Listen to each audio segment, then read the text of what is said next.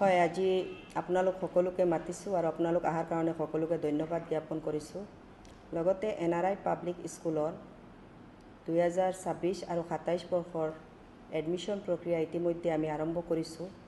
আপোনালোকৰ জৰিয়তে জনাব বিচাৰোঁ, যিসকল গাৰ্জেণ্টে নিজৰ ল'ৰা বা ছোৱালীক NRI পাব্লিক স্কুলত এডমিশ্যন দিব বিচাৰিছে, সেইসকলৰ কাৰণে আমি জনাব বিচাৰোঁ যে অহা 16 নৱেম্বৰ ক্লাছ 4ৰ পৰা ক্লাছ 8 লৈকে আমাৰ প্ৰথম এডমিশ্যন টেষ্ট আৰম্ভ হ'ব।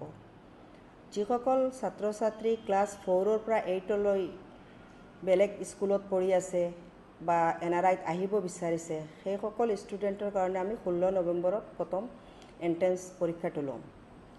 দ্বিতীয়তে হ'ল আমাৰ LKGৰ পৰা ক্লাছ 3লৈকে ছাত্ৰ ছাত্ৰীৰ বিনা এডমিশ্যন টেষ্টত আমি এডমিশ্যন লৈ আছোঁ।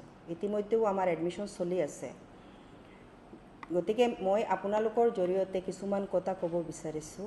যিখিনি কুৱেশ্যন আমাৰ এডমিশ্যন অফিচত আহি আছে, বহুত অভিভাৱকে প্ৰশ্ন সোধে যে আমি NRI পাব্লিক স্কুলত কেনেকৈ আমাৰ ল'ৰা ছোৱালীক এডমিশ্যন দিম। কাৰণ NRI স্কুলত এডমিশ্যন দিব হ'লে পিতৃ বা মাতৃ হায়াৰ ছেকেণ্ডেৰী বা BA পাছ হ'ব লাগে।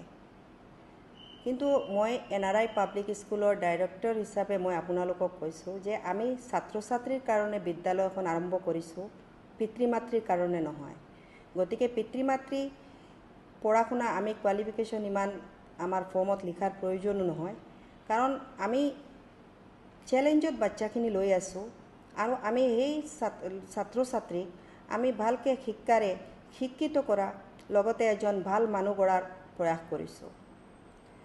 ইতিমধ্যে আপোনালোকে যোৱা 4টা বছৰৰ পৰা দেখা পাইছে হোজাই ডিষ্ট্ৰিক্টৰ ভিতৰত NRI পাব্লিক স্কুলৰ ৰিজাল্ট নাম্বাৰ 1ত আছে।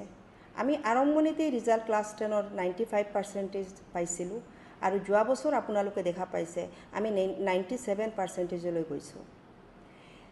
আমাৰ স্কুলৰ ৰিজাল্টৰ পিনে চাই যোৱা বছৰ আমাক ক্লাছ 10 আৰু 12ৰ এক্সাম চেণ্টাৰো আমাৰ NRI পাব্লিক স্কুলত দিছে।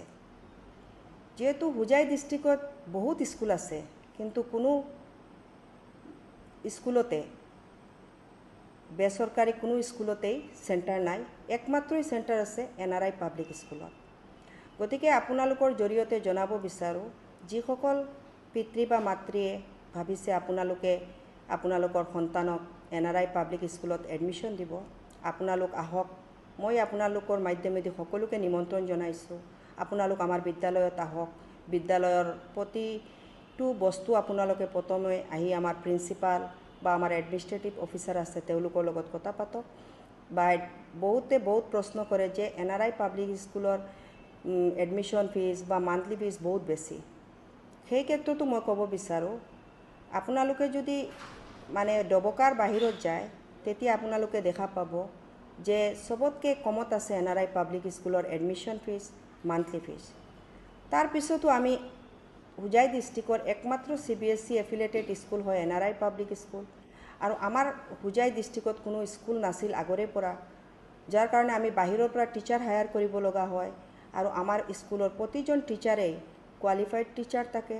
আমি প্ৰতিজন শিক্ষকে এপইণ্টমেণ্ট দিয়াৰ আগতে বহুত ভালকৈ আমি শিক্ষকৰ লগত কথা পাতোঁ, আৰু বিশেষকৈ আমাৰ স্কুলৰ প্ৰতিটো ছাত্ৰ ছাত্ৰী আমাৰ কাৰণে গুৰুত্ব। আমি